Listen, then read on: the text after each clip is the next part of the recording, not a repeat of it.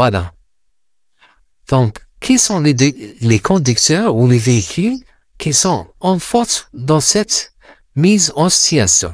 Donc, toujours je commence avec le numéro 1. Est-ce que le numéro 1 déjà il tourne à droite? Donc, il n'a pas enclenché son clignotant, il a dépassé la ligne d'arrêt. Donc ça, il est en faute, le numéro 1. Le numéro 2, il a dépassé la ligne, mais il y a un feu vert clignotant. Donc c'est un virage protégé à gauche. Donc il a enclenché son clignotant, donc le véhicule 2 c'est correct, il tourne à gauche. Donc le véhicule 3 se trouve dans une voie pour tourner à gauche. Mais lui, il va continuer tout droit. Donc ça, il n'a pas de droit. C'est-à-dire, s'il va aller tout droit, il faut qu'il emprunte la première voie. Parce que la voie à gauche, il sert pour tourner à gauche, c'est pas pour continuer tout droit. Donc ça aussi, c'est une erreur. Donc le véhicule 1 en faute, le véhicule 3 en faute, le véhicule 2, il est normal. Donc on vient dans la réponse, donc on a le 1 et le 3 qui est en faute. Donc je commence à éliminer les autres. Puisque le 1, j'ai pas dans les autres réponses, donc je prends toujours la bonne réponse, c'est la première, c'est le 1 et le 3 et le 4. C'est la bonne réponse qui nous montre les mauvais conducteurs. Donc le quatrième, qu'est-ce qu'il a fait? Le quatrième, il a traversé dans le rouge, comme vous voyez. En plus, il a tellement été vite qu'on voit à Montréal. Généralement, c'est ça qu'on le voit chaque jour. Donc, il s'approche à un autobus. Donc, il faudra aller derrière l'autobus à une distance sécuritaire. Voilà. Donc, le véhicule 5, il continue tout droit. Donc, il a rien fait. Donc, c'est bon. Donc, la bonne réponse, c'est le 1, le 3 et le 4. Voilà.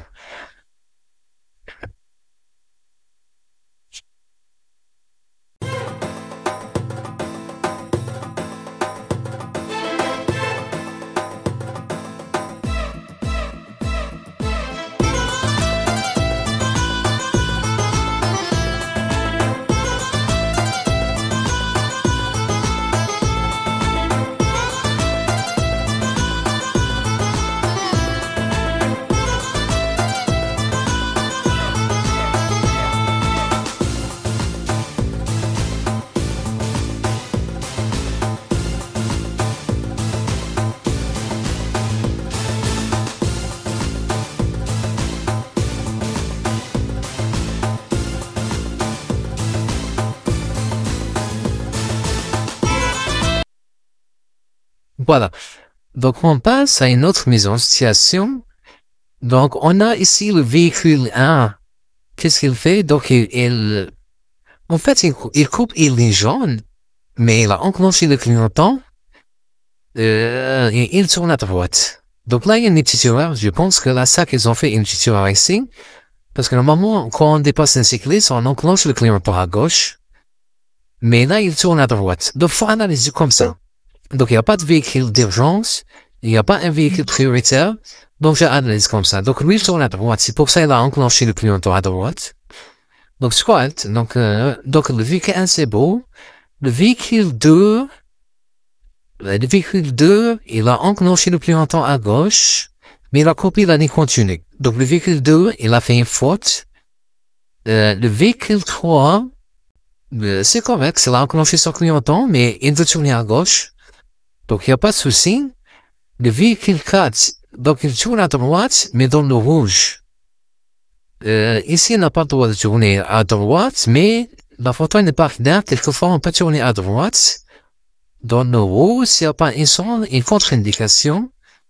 Et la photo, je ne vois pas s'il y a une photo ou non. Donc ça, c'est un peu louche. Il y a ça aussi, d'autres. On a la réponse. Donc, je considère comme, autant que tu tourne dans le rouge, je considère qu'il n'est pas correct, qu'il ne respecte pas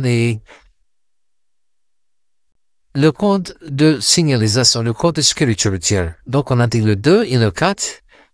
Donc, le véhicule 5, qu'est-ce qui s'est passé avec le véhicule 5? Oh, le véhicule 5. Donc, il a emprunté la voie 2, la piste cyclable. Donc, c'est ça. Donc, j'ai le 2, qui est une mauvaise réponse, qui est mauvais comportement, mais bonne réponse. J'ai le 2, bonne réponse, le 4 et le 5.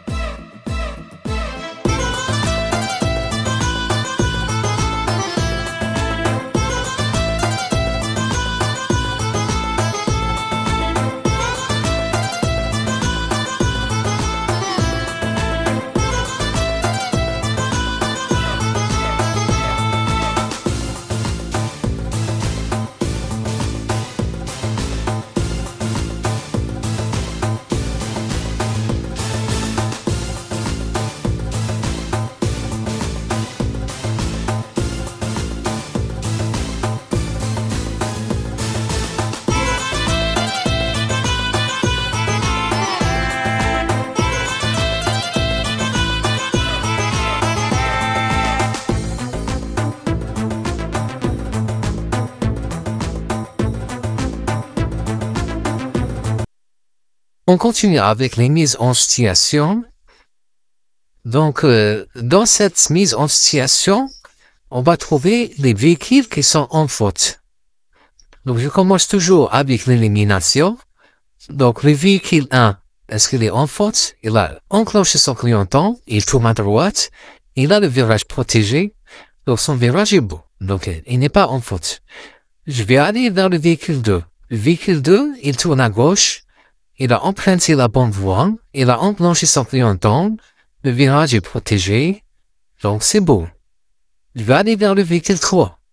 Il faut bien éclaircir les photos. Quelquefois, elles sont pas claires. Voilà. Donc, le véhicule 3, c'est une faute. La faute, c'est quoi? Parce qu'il a dépassé la ligne d'arrêt. Donc, il a dépassé la ligne d'arrêt.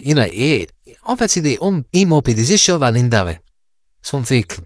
Donc, ça, c'est une erreur. Donc, je commence. Donc, j'ai trouvé l'erreur.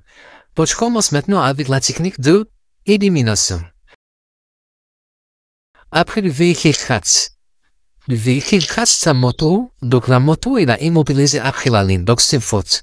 Donc, le 3 et le 4 qui sont en faute. Donc, je vais enlever toutes ces réponses, les mauvaises réponses. Donc, pour moi, la bonne réponse, c'est le 3 et le 4. Pourquoi? Parce que le 3, comme j'ai dit, il a dépassé la ligne d'arrêt. Et le 4 aussi, il a dépassé la ligne d'arrêt. C'est bon?